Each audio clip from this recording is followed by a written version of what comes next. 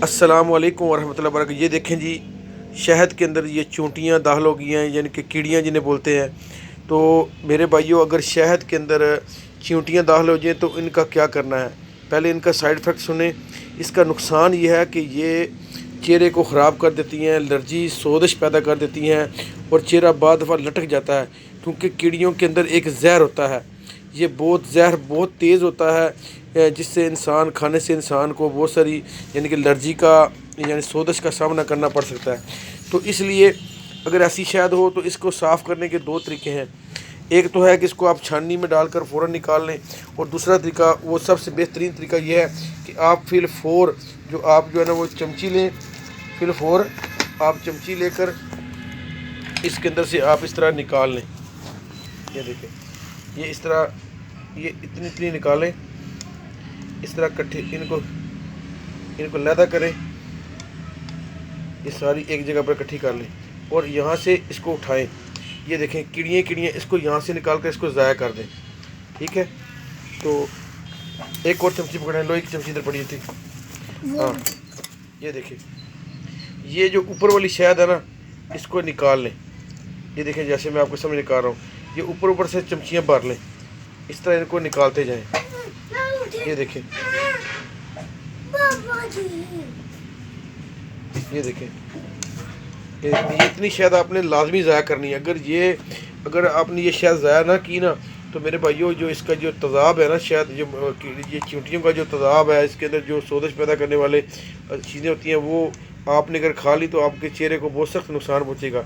तो पहले नंबर पर तो आप इसको ऐसे ऐसे मोटी मोटी जो जितनी भी हैं जिनके ऊपर ये कीड़ियाँ थी, वो सारी शहद आप निकाल दें। ये देखें, इस तरह मैं ये वेस्ट कर रहा हूँ आपके सामने।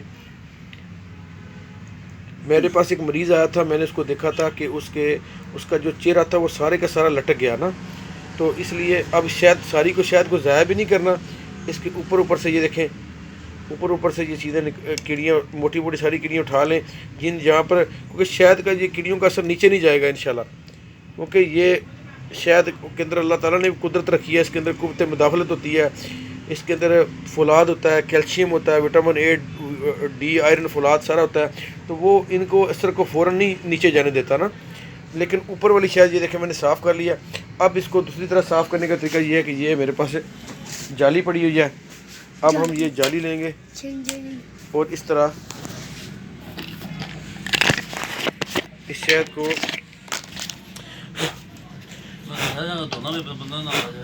ये जार लेंगे हम। ये देखें, ये इस तरह जाली पकड़ें और फिर ये पकड़ें, इसको पकड़ करके इसके ऊपर उठा के रखें। इधर से भी पकड़ें, उगली तरफ से वो नहीं पकड़ें। हाँ, नीचे देखें, नीचे ऊपर उठा के रखो। अहमद ऊपर उठाओ। आप ये देखें, ये जाली के अंदर से इसको गुजार लेंगे जल्दी के साथ, और ज़्यादा दिनों तक ऊपर उठाओ अहमद। इसको ज़्यादा देर तक मेरे भाइयों शहद को, चींटियों को शहद के अंदर नहीं रहने देना।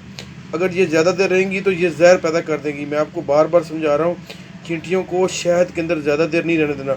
इसको देखें, इसको मैंने दो तरह साफ़ किया है। एक दफ़ा मैंने इसका निकाल लिया है, इसको मोटी मोटी चींटियाँ निकाल ली हैं, वो उसका साथ वो वेस्ट कर दिया। और दूसरी तरफ मैं ये जाली के ज़रिए इसको साफ़ कर रहा हूँ। सीधा रखो अहमद, ऊपर देखो, सीधा रखो। तो ये देखें, ये मैं आपको दिखाता हूँ अभी। ये देखें, अब अल्हम्दुलिल्लाह ये देखें शहद साफ़ हो रही है। और इसको इधर रखें, ये देखें। तो इस तरह मेरे भाइयों, अगर आपने फिल-फोर दो काम किए मैंने, एक तो मैंने ऊपर से एक तय पूरी शहद की मैंने बाहर निकाल दिया है जिसमें कीड़ियाँ थी, और दूसरा मैंने फिल-फोर इसको जाली के अंदर डालकर मैंने इसको पुन लिया। अब जितनी भी चींटियाँ होंगी इस जाली के अंदर आ जाएंगी, और इस तरह ये हमारा शहद साफ़ हो जाएगा और ये हमारे इस्तेमाल के काबिल हो जाएगा। तो इस तरह इसका पूरा एहतियात करें।